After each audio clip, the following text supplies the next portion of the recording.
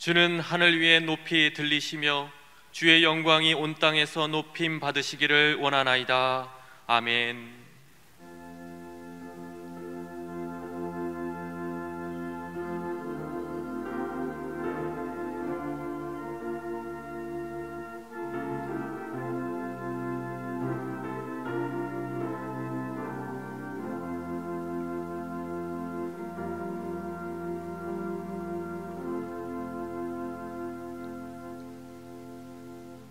계속해서 한 목소리로 기도합시다.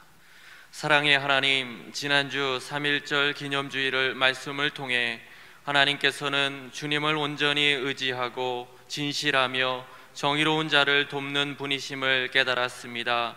그러나 코로나19 사태로 어려움을 겪는 상황 속에서도 내 힘을 더 의지하고자 하는 마음, 거짓과 탐욕으로 불의한 삶을 살았던 모습을 보게 됩니다. 이런 저희의 죄악을 회개하오니 용서하시고 이제는 내 자신이 교회가 되어 하나님의 도우심을 나누는 그리스도인 되게 하옵소서. 예수님의 이름으로 기도드립니다. 아멘. 하나님께서 말씀하십니다. 너의 이 악함을 회개하고 주께 기도하라. 홍 마음에 품은 것을 사하여 주시리라. 아멘. 오직 주님의 은혜로 저희의 죄는 사함 받았습니다. 사죄해 주신 주님의 은혜에 감사드립니다. 아멘. 성부, 성자, 성령 삼위일체께 입을 모아 찬양 경배 드리세. 태초부터 지금까지 또 영원토록 영광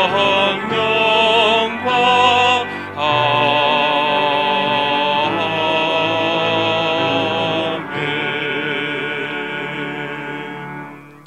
나는 전능하신 아버지 하나님 천지의 창조주를 믿습니다. 나는 그의 유일하신 아들 우리 주 예수 그리스도를 믿습니다. 그는 성령으로 잉태되어 동정녀 마리아에게서 나시고 본디오 빌라도에게 고난을 받아 십자가에 못 박혀 죽으시고 장사된 지 사흘 만에 죽은 자 가운데서 다시 살아나셨으며 하늘에 오르시어 전능하신 아버지 하나님 우편에 앉아 계시다가 거기로부터 살아있는 자와 죽은 자를 심판하러 오십니다. 나는 성령을 믿으며 거룩한 공교회와 성도의 교제와 죄를 용서받는 것과 몸의 부활과 영생을 믿습니다. 아멘.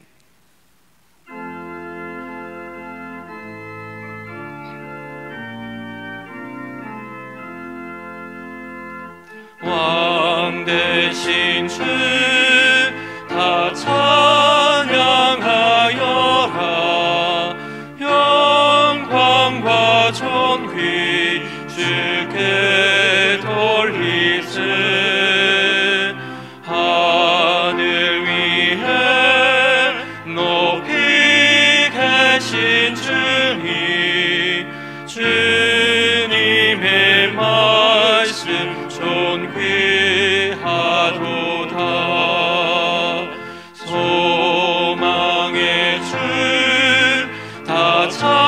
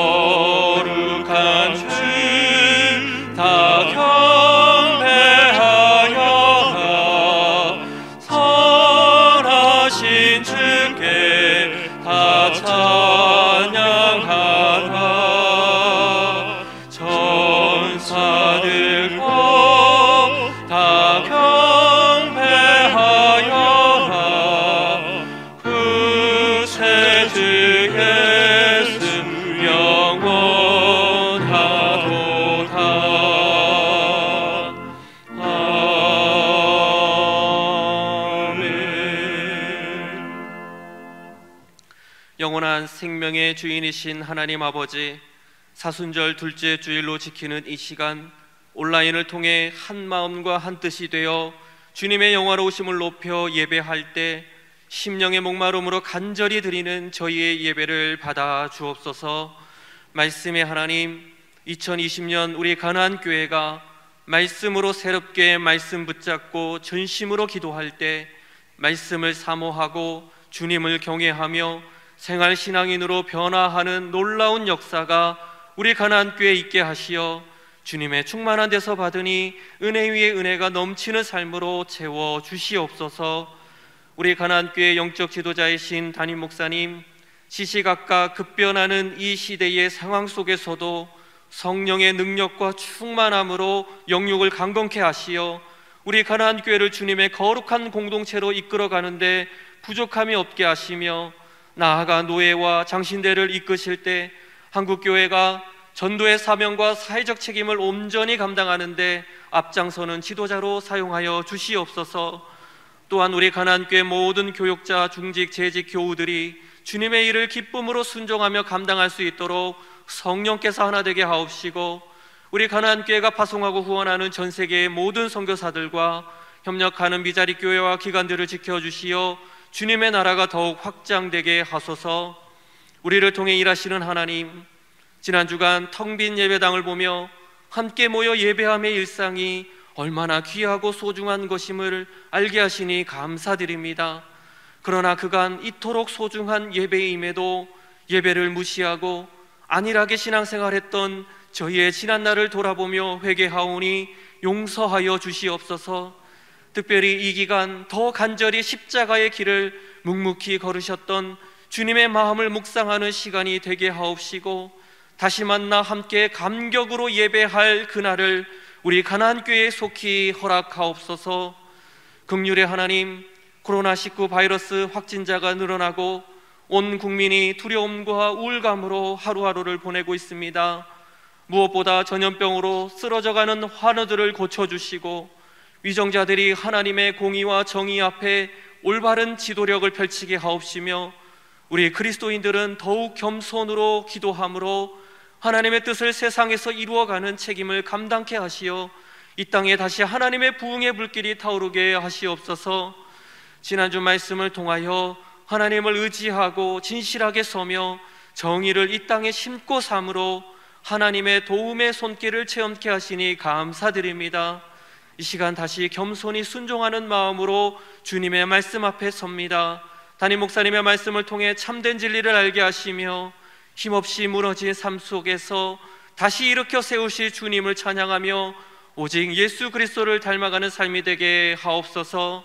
주님, 각 처소에서 전심으로 드리는 예배 가운데 홀로 영광 받으시옵소서. 이 모든 말씀 우리 주 예수님의 이름으로 기도드립니다. 아멘.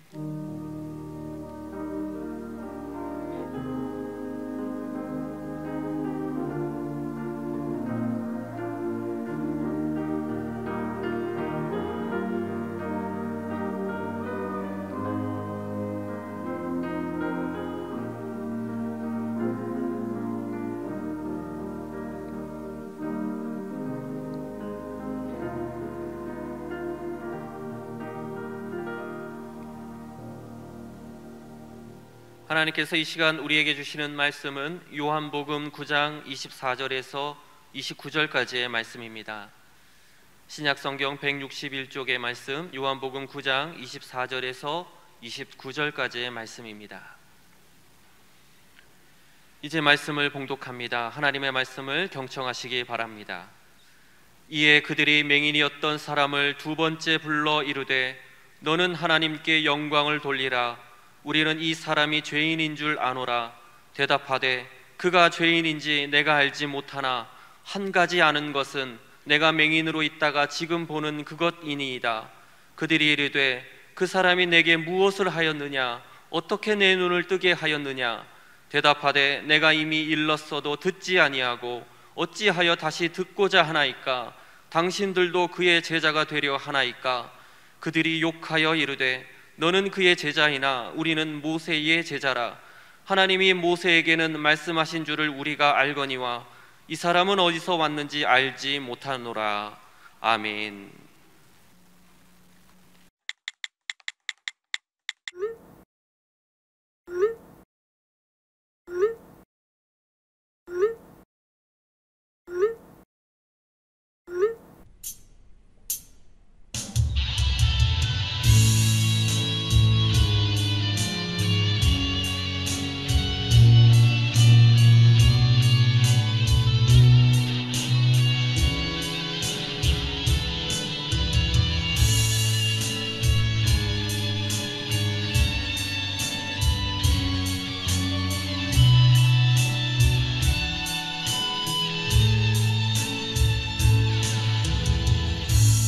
우리 성전에 모였네.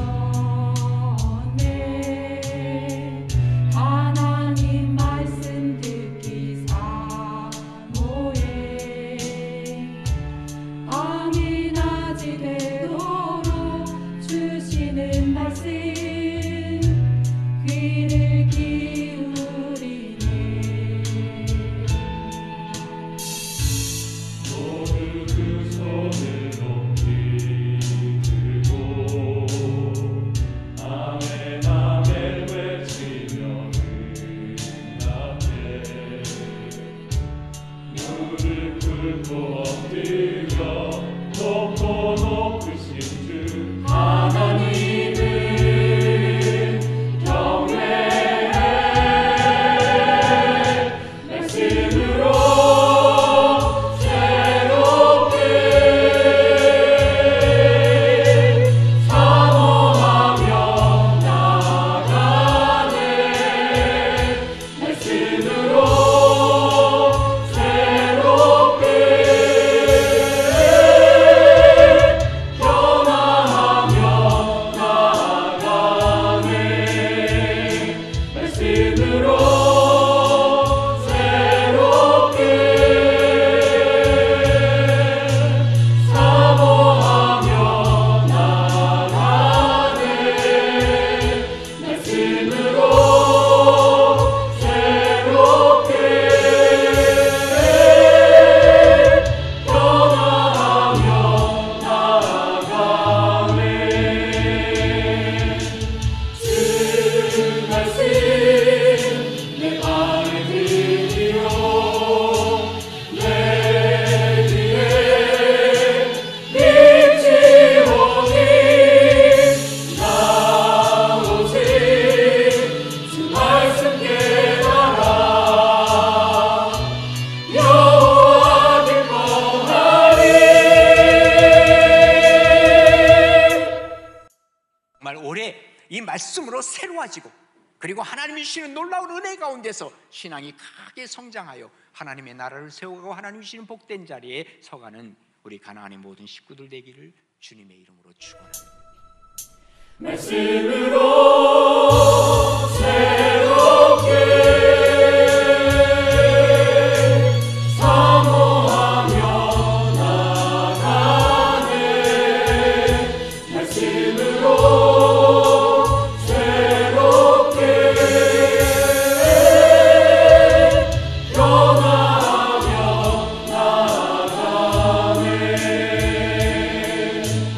변화하며 나아가네.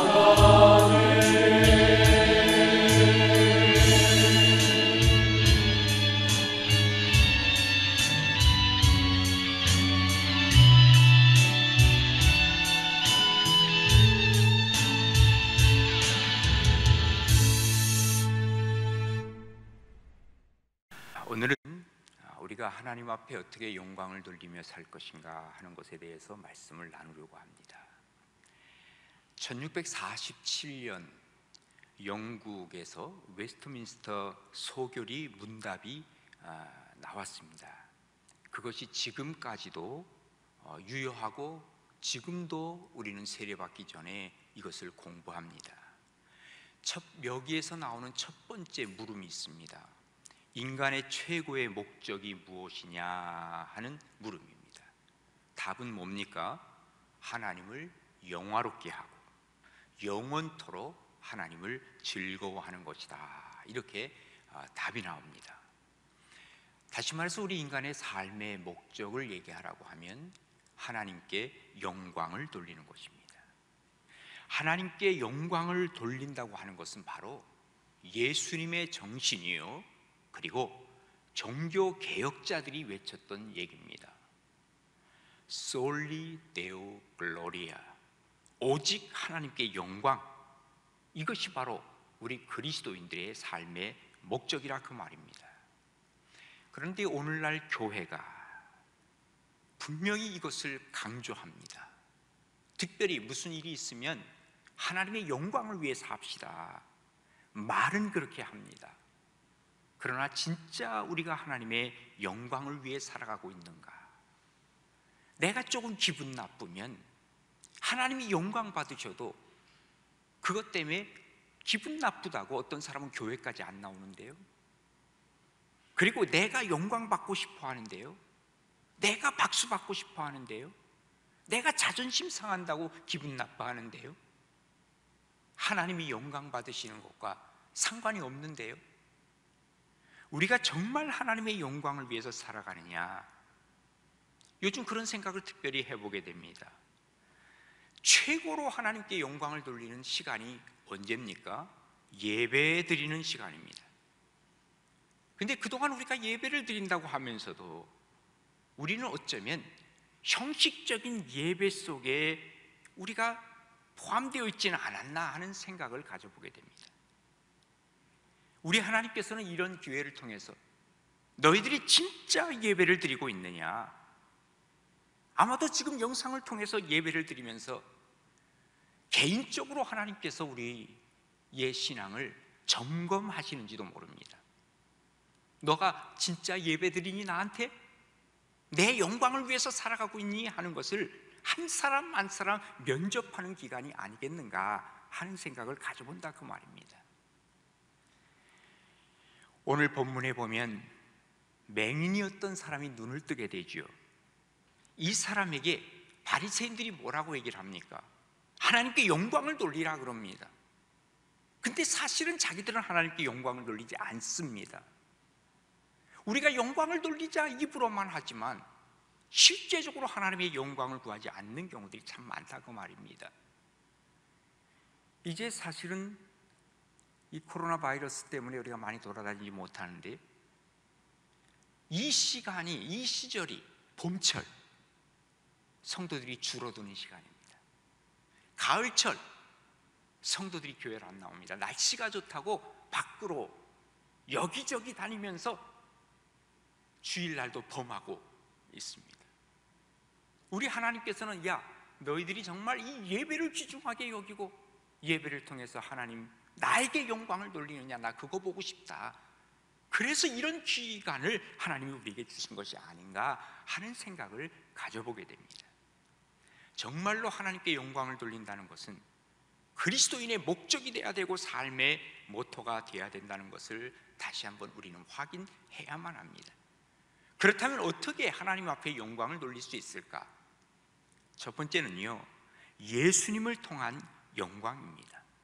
오늘 본문 24절에 보시면 이에 그들이 맹인이었던 사람을 두 번째 불러 이르되 너는 하나님께 영광을 돌리라, 우리는 이 사람이 죄인인 줄 아노라 그랬습니다. 바리새인들은요, 지금 맹인이었다가 눈을 뜬 사람에게 너 하나님 앞에 영광을 돌려 라고 얘기를 하면서 또 그 다음에 이어서 하는 말이 뭐예요? 예수는 죄인이다 그 말이에요. 이게 엄청난 모순입니다.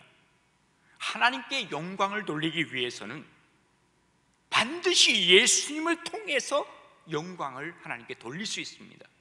예수님 없는 하나님의 영광, 이건 하나님의 영광이 아닙니다. 자기들의 영광이나 다른 영광을 구하는 것이겠죠.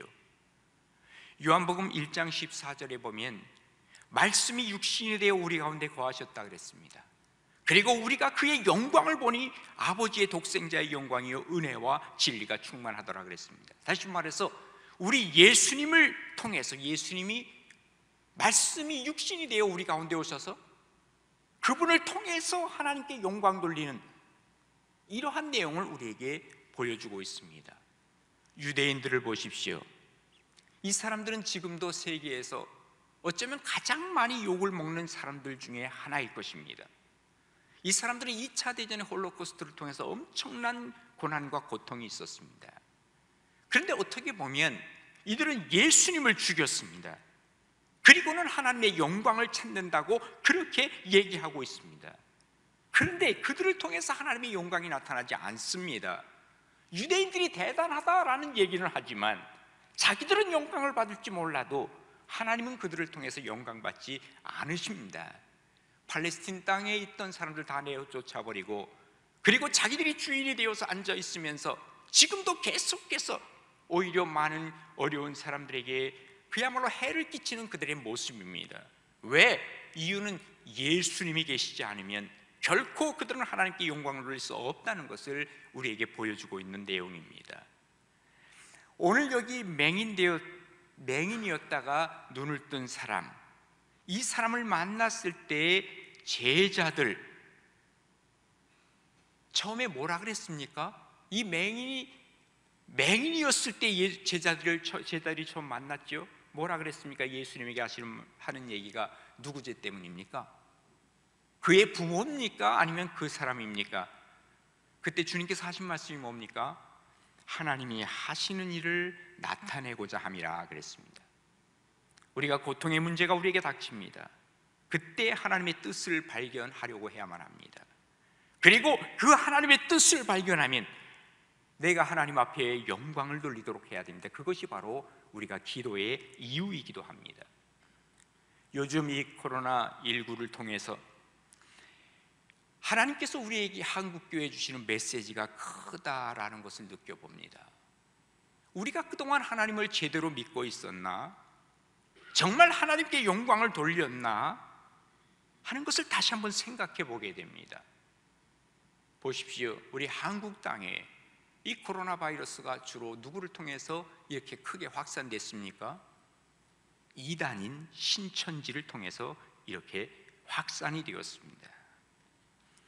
어쩌면 이 신천지는 우리 교회에게 있어서는 영적인 바이러스입니다. 그동안 영적인 바이러스로 있다가 이제는 육체적인 바이러스까지 이렇게 번지게 하는 그러한 존재로 나오게 되었습니다. 이번에 한국교회가 깜짝 놀랐습니다. 어쩌면 경각심이 우리에게 나타난지 모릅니다.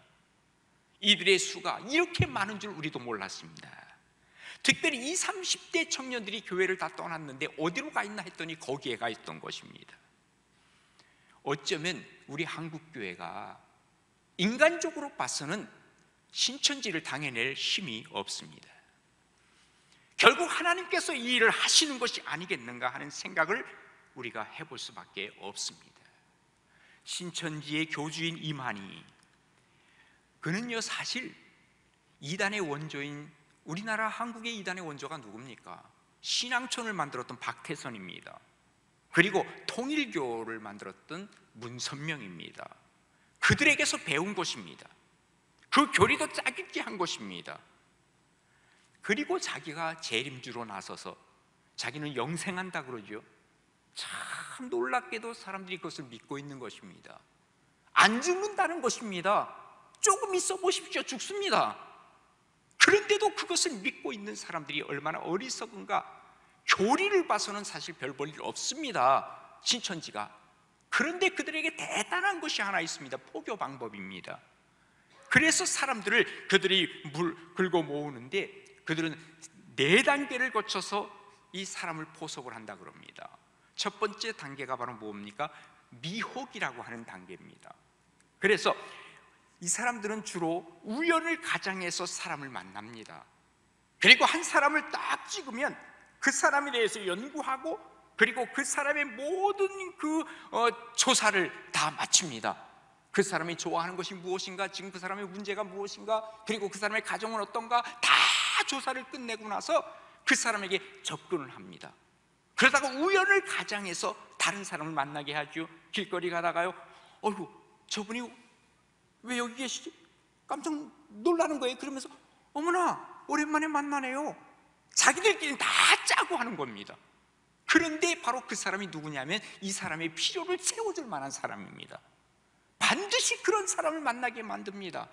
그러면서 지금 이 사람은 예를 들면 돈이 없다 그러면 돈을 좀 뭔가 만들어갈 수 있는 기회를 주고, 어떤 사람은 말이죠, 뭔가 좀 자기는 좀 기타를 좀 배우고 싶은 그런 마음이 있습니다. 그러면 마치 기타의 최고의 사람을 거기에 붙여줍니다. 또 어떤 다른 것이 있다면 그곳에 사람들을 도와주고 신뢰하도록 만들어가는 것이죠.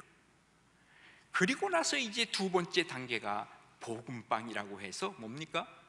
성경 공부하자고 합니다. 그런데 이 사람들은 반드시 교회 다니는 사람들을 포섭하기 때문에 밖에서 성경 공부하자라는 것은, 여러분, 정말로 이것은 어떤 경우라도 나가서는 안 됩니다. 그리고 담임 목사에게 물어봐야 됩니다. 거의가 신천지입니다. 왜?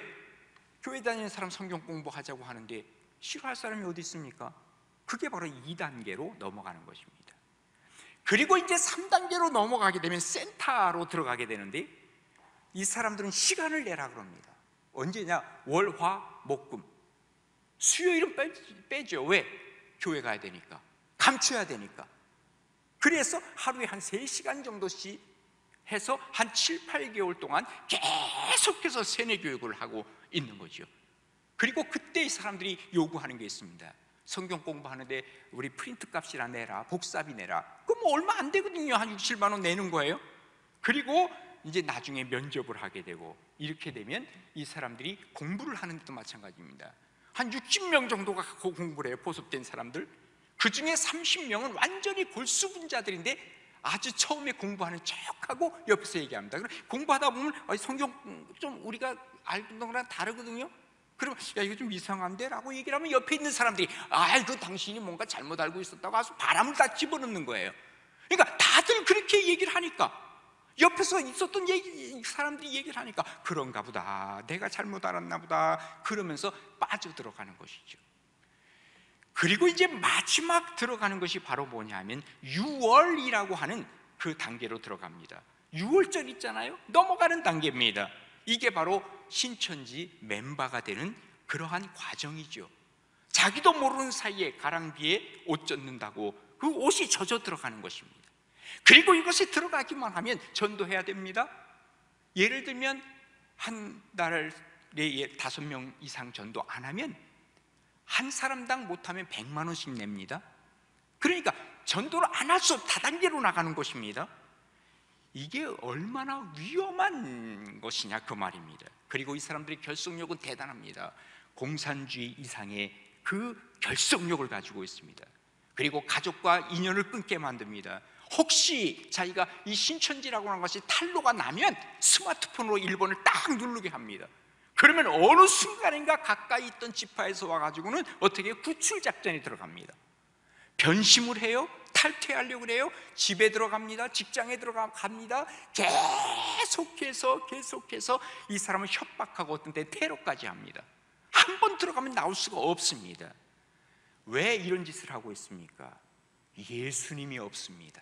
예수님이 없으면 하나님의 영광 구하지 않습니다. 오로지 이만희의 영광만을 구할 뿐입니다.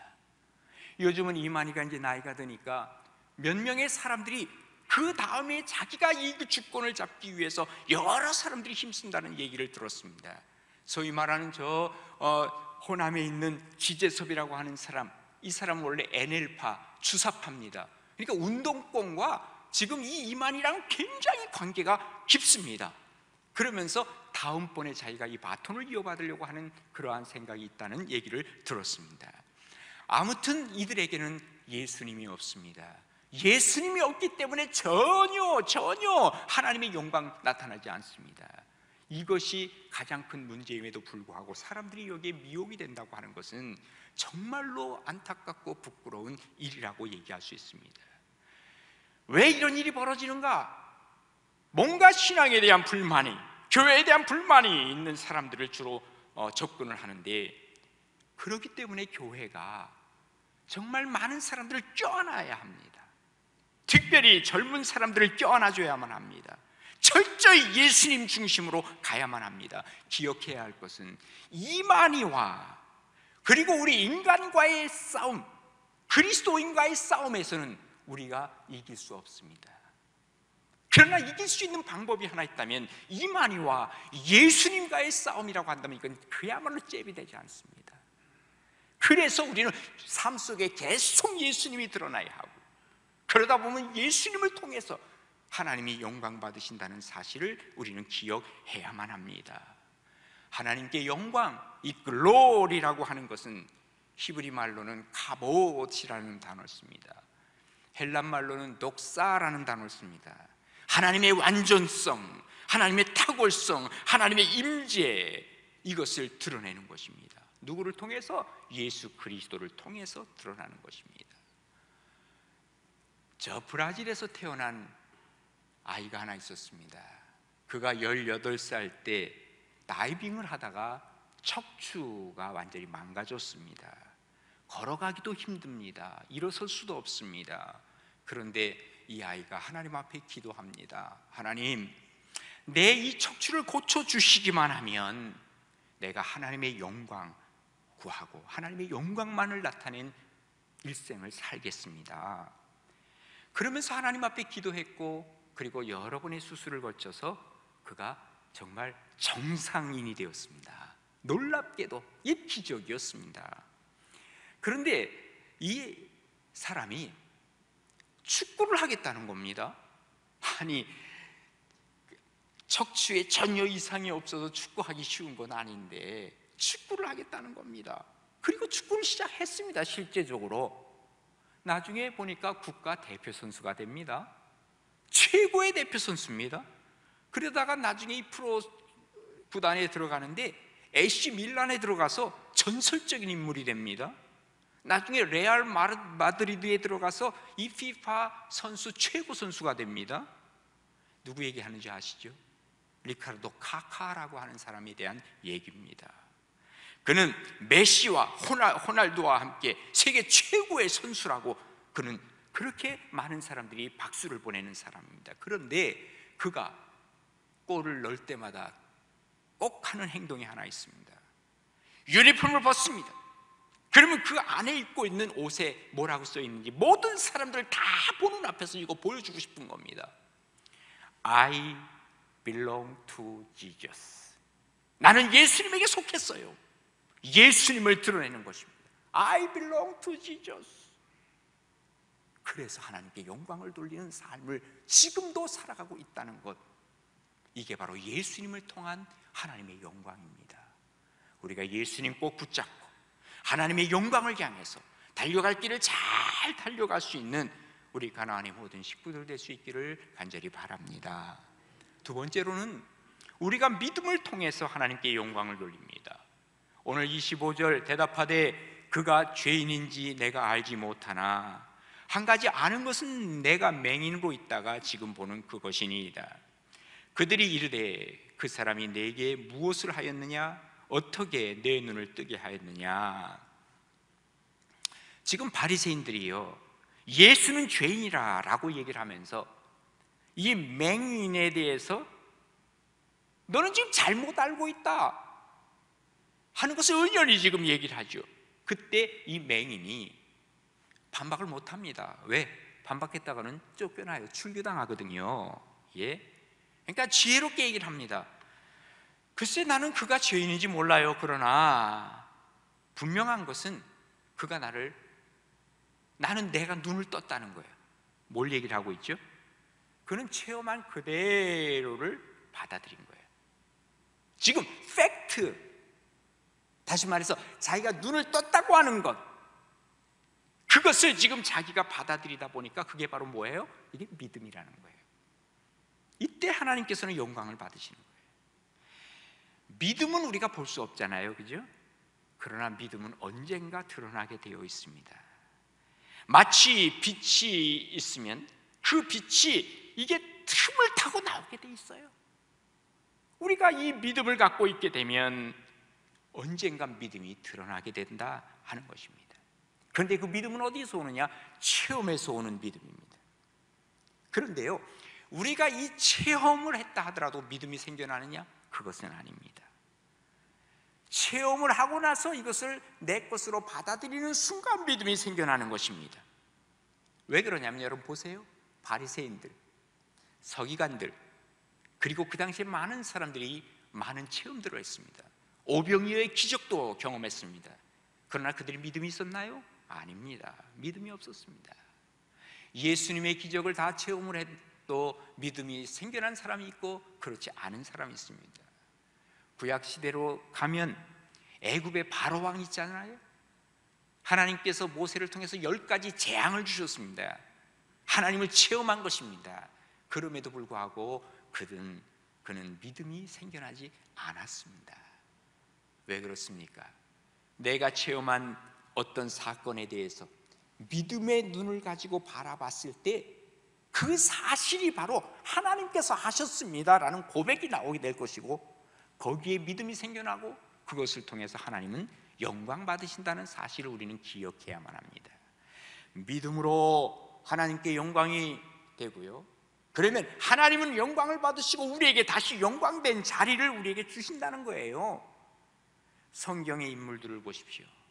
모세에게, 다윗에게, 다니엘에게 하나님은 놀라운 역사를 행하셨습니다. 그것을 그들은 믿음으로 받아들였습니다. 그리고 하나님께 영광을 돌립니다. 그러다 보니까 이런 사람들은 어떻게 돼요? 하나님이 영광된 자리로 그들을 올려주시는 것이죠.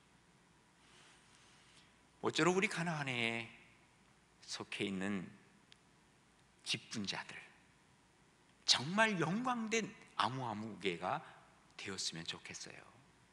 정말 영광스러운 장로님, 영광스러운 집사님, 이렇게 될 수 있다면 얼마나 좋겠냐 그 말이, 그게 바로 뭐예요? 믿음을 통해서 되는 거예요. 내가 하나님을 체험하고 하나님의 역사를 내가 보면서 이것을 믿음으로 바꿔갈 때 하나님은 나를 통해서 영광 받으신다. 이렇게 우리가 믿음이 있으면 우리의 모습까지도 달라지는 것 아십니까? 주변 사람들이 우리 주변에 모여드는 것 아십니까? 옛날에 미국 개척 시대에 미국 몬타나에서 금광을 찾으러 갔던 사람들이 있다는 거예요. 여러 사람이 같이 갔습니다. 아무리 찾고 찾아도 금광을 발견할 수 없었습니다. 실망하고 터덕터덕 이제 집을 향해서 돌아오는데 그 물이 이렇게 흐르는 거예요. 근데 그 물줄기를 가만 보니까 뭔가 번쩍이는 게 있어요. 그 석양에 비춰서 그거 이상하다, 이게 뭘까 하고 그 물을 따라서 쭉 조금 올라가 보니까 거기에 바로 정말 엄청난 금광이 있다는 것을 발견한 거예요. 와! 우리 같으면 어떻게 해요? 노다지다! 그런 거 아닙니까? 노다지 했을 거 아니냐 그 말이에요. 너무너무 좋아가지고 이 사람들이 우리 빨리 가서 지금 도구를 가지고 와서 우리 여기 금강석을 캐자. 그러면서 자기들이 뭘 얘기를 하냐면, 절대로 동네 사람들에게 얘기하면 안 돼. 비밀이야. 우리끼리 하는 거야. 누구라도 이거 발설하면 안 돼 하고 서로 약속을 하고 이제 어느 시간을 정해놓고 만나기로 하고 같이 가기로 했습니다. 그런데 만나는 시간에 보니까 사람들이 몰려들기 시작하는데요, 이 갔다 온 몇 명이 아니라 그야말로 동네 사람들이 다 몰려 나온 거예요. 누가 발설한 거야? 누구야? 자기들끼리 찾았답니다. 근데 아무도 발설한 사람이 없습니다. 그래서 사람들에게 묻습니다. 당신들 여기 왜 왔느냐? 어떻게 해서 여기 왔느냐 했더니 당신들 금강석 찾으러 가는 것 아닙니까? 그럼 누구냐고 아무리 찾아도 없는데, 나중에 알고 보니까 이 사람들이 금강석 찾으러 나간 것만은 아는데 들어올 때 보니까 어떻게 얼굴이 싱글벙글, 얼굴부터가 달라지는 거예요. 얼굴부터가. 그러니까 이 사람들이 찾긴 찾았구나. 그러니까 언제 모이는 것만 알면 우리도 같이 간다. 그래서 동네 사람들이 다 나왔다는 겁니다. 우리가 정말 우리의 생명을 주시는 예수 그리스도를 우리가 만나게 되고 정말 우리가 믿음을 갖게 되면 우리의 얼굴 자체가 달라집니다. 그야말로 그냥 못 씹은 듯이 말이죠, 죽상을 하면서 살지 않아요. 마음속에 막 뒤틀려서 살지 않아요. 예수님이 내 속에 계시는데 믿음을 가지고 살아가는데 얼굴부터 밝아질 것 아닙니까? 언제나 기쁨이 있는데, 어떤 일이 있어도 내 마음에 평화가 있는데, 이게 바로 믿음의 사람들의 모습이라는 것입니다. 믿음이라고 하는 것은 바로 예수님이 나의 구세주이십니다. 내가 그분을 모시고 삽니다. 그리고 하나님께 영광을 돌리는 거예요. 파스칼이 빵세에서 그런 얘기를 합니다.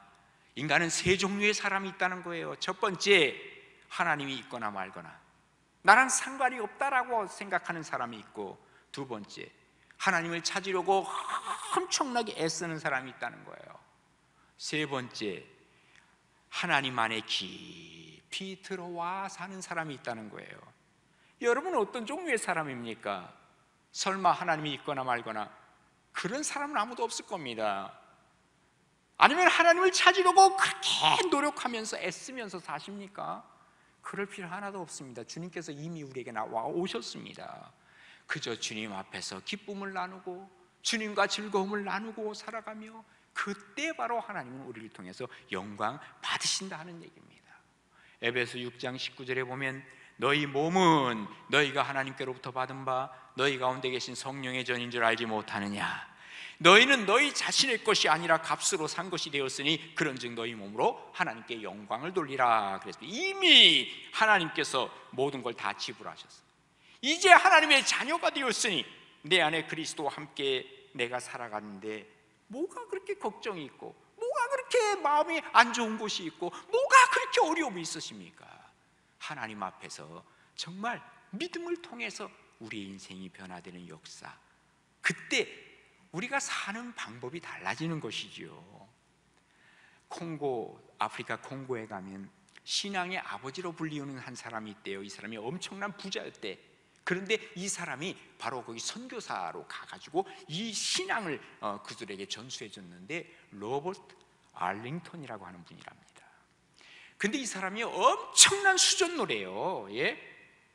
자기 자신을 위해서는 돈을 거의 안 써. 자기가 사는데도 단칸방 하나에서 살아. 그리고 식탁이요, 돈 들여서 식탁도 안 사. 상작각 모아가지고 식탁을 자기가 만들어서 거기서 밥을 먹고 그러는 사람이랍니다. 옷? 단벌 옷을 입고 다. 어쩌면 저렇게 거지처럼 사냐. 그런데 선교를 위해서 자기의 모든 돈을 막 투자하는 거예요. 어디든지 내가 투자하는 거예요. 하나님은 그를 통해서 영광 받으시는, 믿음을 통해서 하나님이 영광 받으시는 모습을 보여주고 있지요. 토저 목사라고 하는 분이 나는 진짜인가 가짜인가 하는 책을 썼죠. 여기에 몇 가지 질문을 합니다. 우리가 이 질문을 통해서 정말 내가 주님을 사랑하는가, 정말 하나님의 영광을 위해 살아가는가를 확인해 볼 수 있어요. 첫 번째 질문이 뭔지 아십니까? 내가 가장 원하는 것이 무엇인가 하는 질문이에요. 내가 원하는 것이 성공인가, 아니면 하나님이 주시는 복인가?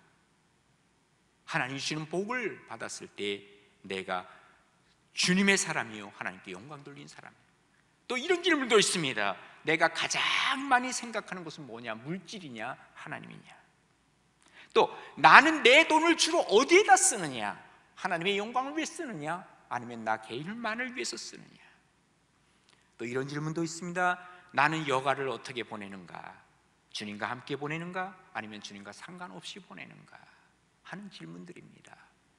정말 내가 믿음의 사람이라고 한다면 믿음을 통해서 하나님께 영광을 돌리는 사람들이다 하는 것을 기억하시면서, 어렵고 힘든 이 과정을 우리가 딛고 있으면서도 하나님의 영광이라면 내가 이것도 하고 저것도 하겠습니다 하는 마음을 가지고 살아갈 때 하나님은 나를 통해서, 우리를 통해서 크게 영광 받으시고 또 우리를 영광된 자리로 인도해 주실 것을 믿습니다.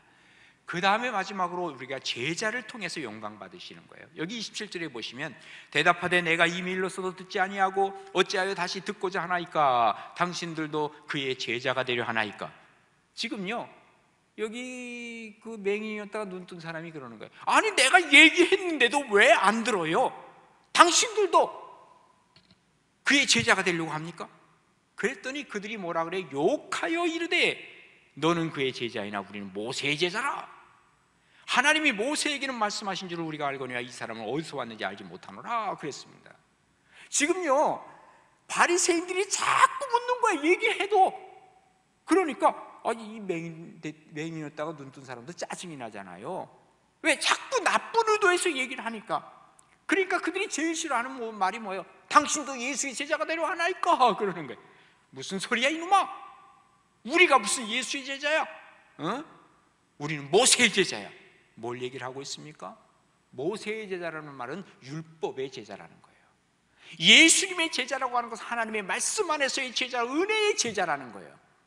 지금요, 예수님을 모욕을 합니다. 바리새인들이. 그가 어디서 왔는지도 모르는 사람인데, 왜 그런 얘기 있죠? 우리말 그래, 근본도 모르는 사람이라고. 예? 결혼 배우자를 데리고 와요. 그러면 야, 그놈이 말이야 누구야? 근본도 모르는 사람하고 결혼하려고 그런다고. 예? 이런 얘기를 하잖아요. 마찬가지예요. 예수님을 향해서 지금 완전히 모욕을 하고 있습니다. 그런데 우리가 기억할 것은 율법이 뭡니까? 율법은 바로 예수님의 그림자거든요. 그런데 그림자를 바라보면서 실체가 나타났는데 실체는 보지 못하고 그림자만을 보려고 했던 이 바리새인들이 어리석은 거죠.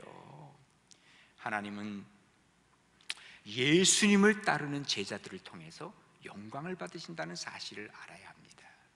제자는 누굽니까? 훈련된 사람입니다. 바리새인들은요, 율법에 훈련된 사람들이에요. 율법의 제자예요. 맞아요. 자기들 입으로 얘기한 대로 자기들은 모세의 제자예요. 그러나 예수님의 제자는 어떻습니까? 하나님의 말씀을 통해서 은혜가 무엇인지를 훈련되고 은혜 속으로 들어간 사람이 바로 예수님의 제자입니다. 율법으로는 구원받을 수 없습니다. 오직 예수로 구원받는 줄로 믿습니다. 구원받은 그리고 고침받은 이 맹인은 자기가 한 게 하나도 없잖아요. 그죠? 예수님이 와서 고쳐주셨잖아요. 이게 은혜란 말이에요. 이 은혜를 깨달으면 예수님을 따라가요. 이게 바로 제자의 모습입니다. 미국에서 한참 흑인 노예가 많이 있었을 때 한 흑인 여자 노예인데 만삭이 되었습니다. 주인이 얼마나 학대를 하는지 이 학대에 못 이겨서 그 집을 탈출할 수밖에 없었습니다.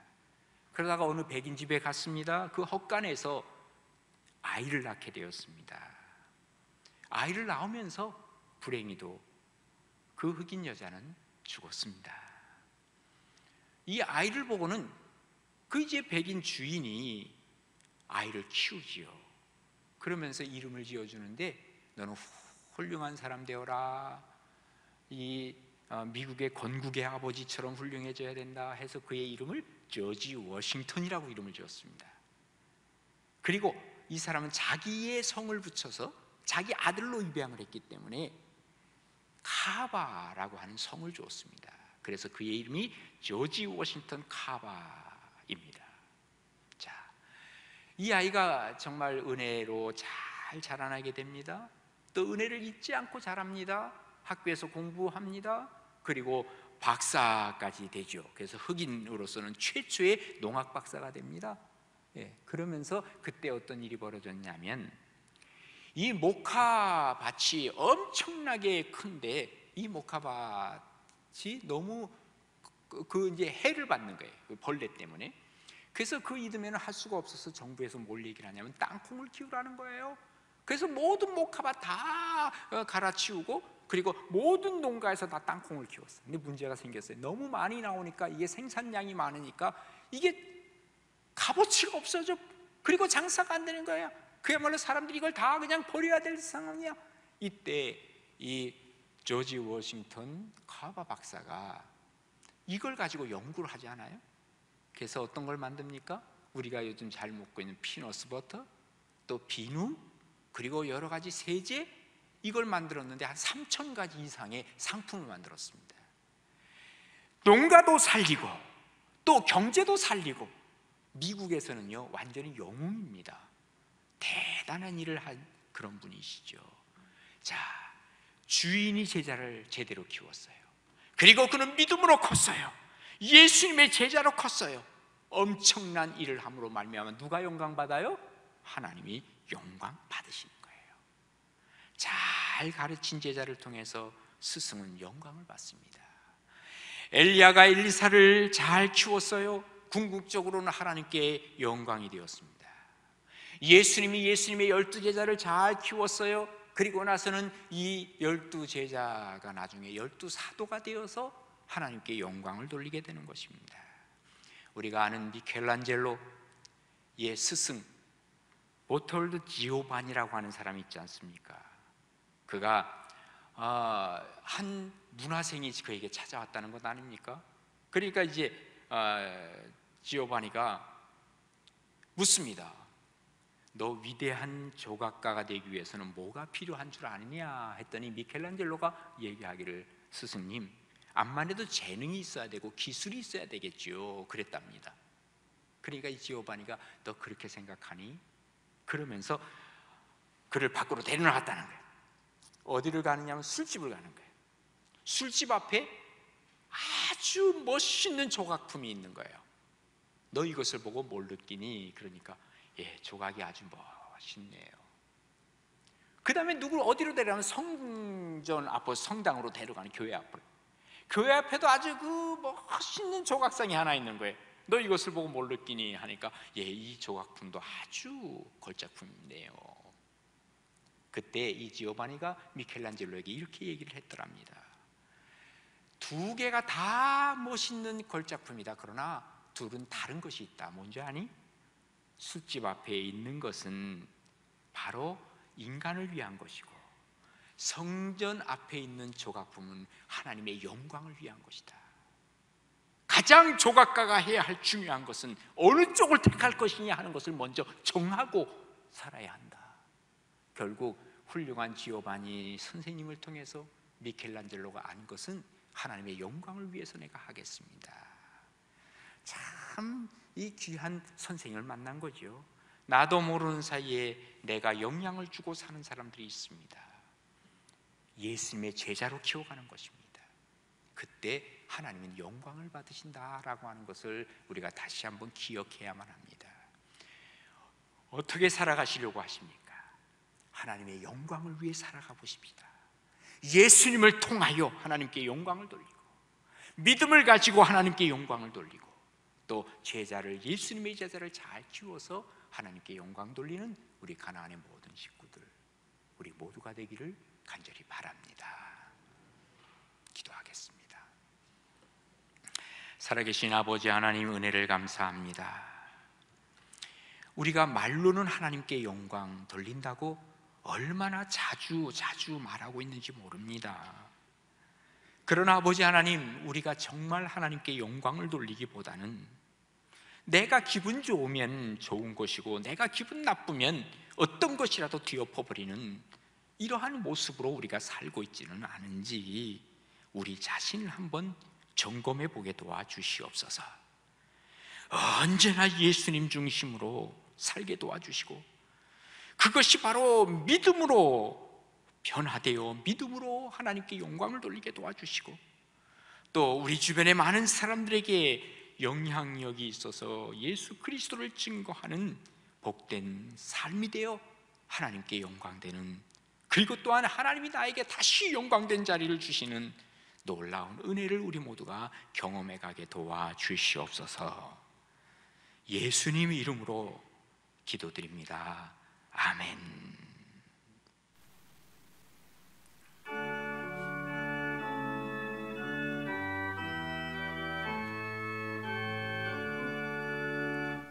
하늘에 가득 찬 영광의 하나님, 온 땅에 충만한 존귀하신 하나님, 생명과 빛으로 지혜와 권능으로 언제나 우리를 지키시는 하나님,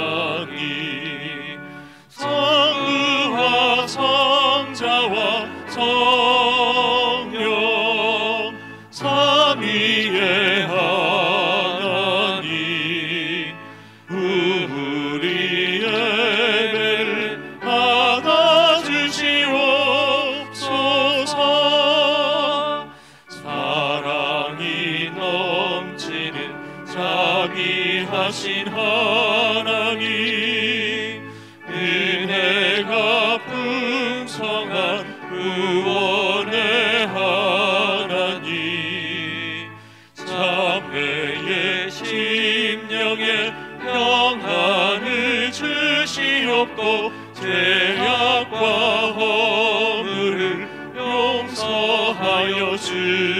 세워주소서. 찬송과 영광과 생명 구원의 하나님, 우리 예배를 받아주시옵소서. 연약한 심령을 굳게 세워주시고 으들한 마음을 지혜롭게 하시고 주의 뜻 받들어 참되게 살아가며 주 말씀 따라서 용감하게 하소서. 만능과 지혜와 사랑 은혜의 하나님, 우리 예배를 받아주시옵소서. 주 앞에 나올 때 우리 마음 기쁘고 그 말씀 힘되어 새 희망이 솟는다. 고난도 슬픔도 이기게 하시옵고 영원에 이대여 살아가게 하소서. 우리의 사랑과 기쁨 생명의 하나님, 우리 예배를 받아주시옵소서.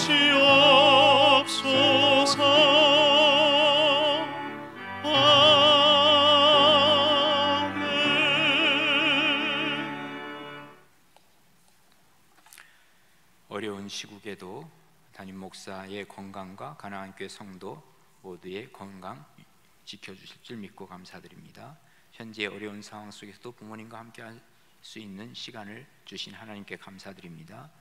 전 세계 위기가 하루속히 진정되기를 기도합니다. 남편의 61번째 회갑 생일을 맞이하고 늘 지켜주시니 감사합니다. 하나님의 은혜로 딸의 건강 회복 인도하여 주실 줄 믿고 감사드립니다. 사순절 지나며 주님을 더욱 사랑하게 하시고 더 기도하게 하시니 감사합니다. 평안하여 든든하게 나라와 교회, 가정, 사업체를 지켜 주옵소서. 모두가 어려운 이때 주님의 따뜻한 손길에 감사드립니다. 코로나가 속히 종식될 줄 믿고 감사드립니다. 범사에 감사합니다. 기도하겠습니다. 살아계신 아버지 하나님 은혜를 감사합니다. 주님의 은혜로 우리가 매일매일을 살고 있습니다. 아버지 하나님, 이렇게 모여서 예배드리지 못하지만 오히려 더 간절한 마음으로 하나님 앞에 예배드리는 귀한 종들, 그 가정이 바로 교회가 되고, 그리고 그 가정이 오히려 더 축복이 되고 하나님의 은혜가 더 넘치는 자리로 세워주시니 감사합니다. 아버지 하나님, 이 기간이 하루속히 끝나고 다시 모여 예배드리는 기쁨이 우리 가운데 넘쳐날 수 있도록 인도하여 주시옵소서. 오늘도 주님 앞에 나오면서 감사의 예물을 드리오니 받으시고 이런 감사가 늘 넘쳐나게 하시고, 또 주일헌금 1,000번째 목적헌금 다 받아 흠양하여 주시옵소서. 이 물질이 쓰여지는 곳곳에 하나님의 영광으로 언제나 가득가득 채워 주옵소서. 예수님 이름으로 기도드리옵나이다. 아멘. 교회 앞에 좀 소식을 알려드리겠는데요. 사실 지금 기간이 사순절 기간이라는 것 아실 것입니다. 우리가 사순절 기간 또 특별한 새벽 기도를 하는데 지금 특별한 새벽 기도를 하고 있습니다. 그리고 우리가 이 새벽 기도를 영상으로 보내고 있는데요, 하시는 분들을 보니까, 이 조회수를 보니까 우리가 보통 새벽 기도 나오는 사람들은 다 하시는 것 같아. 그러나 그렇지 않은 사람들은 관심이 없는 것 같은데요, 우리가 이번 기회를 통해서, 보통 땐 새벽 기도 못 나오지만 이번에 좀 새벽기도 해서 한번 좀 나도 참여해보자 하는 마음으로 함께 영상을 보시면 좋을 것 같아요. 분당 가나안교회 유튜브 치면 나오고 또 우리 유스트림 그리고 우리 교회 홈페이지 다 있으니까 좀 찾으셔서 여러분이 시간을 정하셔야 돼요. 꼭 5시 반, 우리는 5시 반에 이 영상을 만들지만 또 여기서 몇 분이 오셔서 같이 하시지만, 그러나 그렇지 않은 분들은 가정에서 시간을 정하세요. 5시 반 아니래도 좋습니다. 6시도 좋고 7시도 좋고 9시도 좋고 여러분이 시간을 정해서, 그러나 왔다 갔다 하지는 말고 그 시간에 꼭 새벽 기도를 드리시고, 그리고 마가복음을 함께 읽으면서 우리가 영성 생활에 힘써 주시기를 바랍니다. 제가 오히려 보니까 이 영상을 보면서 그동안 새벽기도 못했던 분들도 내가 이 시간을 정하고 하니까 참 좋습니다 하는 이 피드백이 계속 지금 올라오고 있어요. 너무너무 감사한데요. 여러분 정말 우리가 이런 기회를 통해서 오히려 은혜 받고, 또 오늘도 지금 영상으로 예배를 드리는데 많은 피드백이 오는 것이, 우리 가정에서 아빠는 교회 안 다니는데 이번에는 우리 여기 집에 앉아서 같이 예배 드려요, 그런 분도 계시고, 지금 오히려 이것을 바꾸어서 우리의 신앙의 좋은 기회로 삼아 주시기를 부탁을 드립니다. 한 가지 여러분이 조심할 것이 있습니다. 헌금을 하는데 이 헌금을 인터넷 뱅킹으로 하는데 가끔 가다가 이 사기꾼들이 있나 봐요. 또 요즘 그래서 여러분에게 아마 혹시라도 개인적으로 이 구자로 교회에 헌금하십시오 하면 절대로 하시면 안 됩니다. 어디에 있느냐면 주보에 있는 그 구자로 하셔야 됩니다. 그렇지 않으면 위험합니다. 여러분 그리하시고 해주시면 고맙겠고요. 그 다음에 우리 이 사순절 기간 동안에 한 30일 동안 이 새벽 기도에 참여하고 하시는 분들, 영상으로 같이 예배 드리는 분들 나중에 꼭 제출해 주시면 우리가 교회에서 만든 그 컵을 여러분에게 드릴 것이고, 그리고 또 이 기간 동안에 우리가 이제 한 끼마다 사실은 우리가 쌀을 모으는 거예요. 그래서 우리가 사순절 기간에 모은 쌀을 나중에 어려운 분들과 함께 나누잖아요. 우리가 매년 그것을 해왔는데 이번에도 그것을 하겠습니다. 그래서 나중에 모아가지고 목적 헌금으로 5만 원을 여러분이 하시면 어려운 사람들과 함께 우리가 부활절을 맞이하게 될 것입니다. 이번 부활절까지는 좀 이 코로나 바이러스가 좀 다 끝나서 이제 모였으면 좋겠는데 아마 될 것으로 생각이 듭니다. 그때까지는 돼야 되잖아요, 그죠? 여러분 계속 기도하시고, 언제 또 우리가 보니까 23일 날 개학이 되게 돼 있으니까 아마 22일 날은 혹시 좀 모일 수 있지 않을까 하는 기대와 기도를 하고 있습니다. 여러분 함께 기도하시면서 빨리 이 코로나 바이러스가 이 땅에서 물러갈 수 있도록 함께 해주시면 좋겠습니다.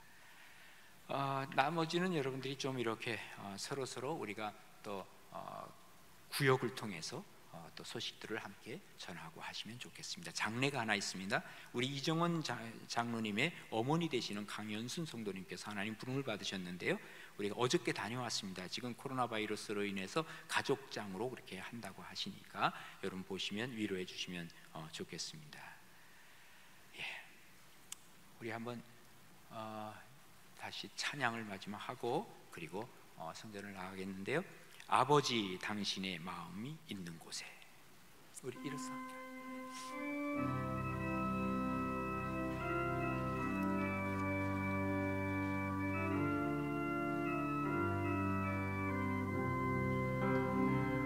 아버지 당신의 마음이 있는 곳에 나의 마음이 있기를 원해요. 아버지 당신의 눈물이 고인 곳에 나의 눈물이 보이길 원해요. 아버지 당신이 바라보는 영혼에게 나의 두 눈이 향하길 원해요. 아버지 당신이 울고 있는 어두운 땅에 나의 두 발이 향하길 원해요.